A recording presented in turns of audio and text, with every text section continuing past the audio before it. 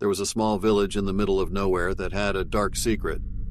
The villagers were deeply superstitious and believed in all sorts of things that went bump in the night. They told tales of ghosts, demons, and other malevolent creatures that haunted the nearby woods.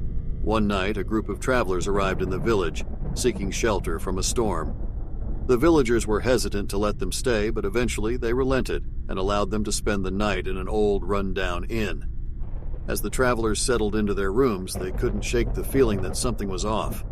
The inn was musty and damp with a strange smell that lingered in the air. They tried to ignore it and settled in for the night. But as the night wore on, they started to hear strange noises coming from the walls. At first, it was just a faint scratching, but it grew louder and more persistent.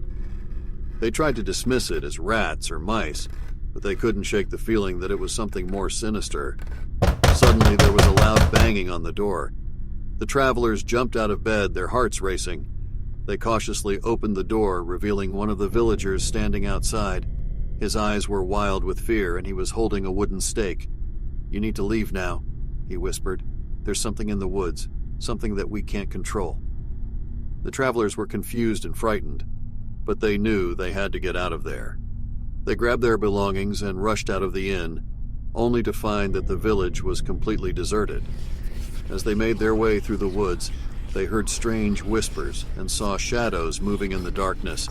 They knew they were being followed, but they couldn't see anything.